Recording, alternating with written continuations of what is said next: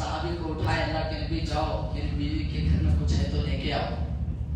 دوسرے بیوی کے پاس گئے نہیں ملا، تیسرے بیوی کے پاس گئے نہیں ملا۔ بے وقت اس وقت اللہ کے نبی صلی اللہ علیہ وسلم کے 9 بیویاں تھیں۔ امام الانبیاء ہے وہ، ہمارا سردار ہے وہ، کھانے کے لیے کھانا نہیں ہے۔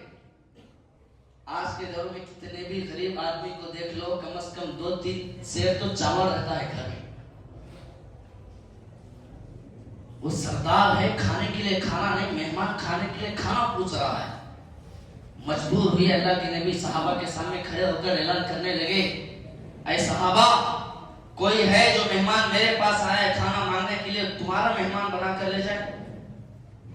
ابو طلحہ کھڑے ہو گئے، اے اللہ کے نبی، آپ کے مہمان کو میں اپنا مہمان بنا کر گھر لے جاتا ہوں۔ گھر لے گئے، دروازہ کھٹکھٹائے، ان کی بیوی گھر سے باہر آئے، بولے میں نبی کے مہمان کو گھر لایا ہوں، کیا کھانے کے لیے کچھ ہے؟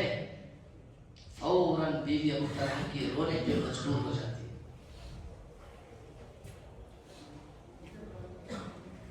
عجیب بھوک کی وجہ سے بچے گڑ گڑا رہے ہیں، تڑپ رہے ہیں، تم نبی کے مہمان کو چوکھٹ پہ لا کے کھڑا کر دیے ہیں۔ آزمائش دیکھیں،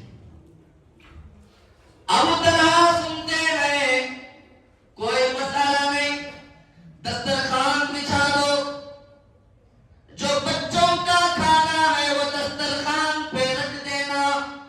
مہمان اور میں دسترخوان پہ بیٹھ جاتے تو چراغ بند کر دینا۔ بیوی نے پوچھا بچوں کو کیا کرنا ہے؟ ابو طلحہ نے کہا بچوں کو تھپک تھپک کے سلا دینا، تاکہ مہمان کو محسوس نہ ہو کہ ہم نہیں کھا رہے مگر مہمان کھا رہا ہے۔ صبح ہوئی، ابو طلحہ اور ان کی بیوی راستے میں جا رہے تھے تو بیوی نے پوچھا ابو طلحہ کو کیا بات ہے، آپ نے لائٹ بند کرنے کے لیے کیوں کہا؟ اس لیے کہا کہ مہمان کو ایسا محسوس نہ ہو کہ ہم نہیں کھا رہے ہیں، صرف ہونٹ ہلائیں گے، ہم نہیں کھائیں گے۔ راستے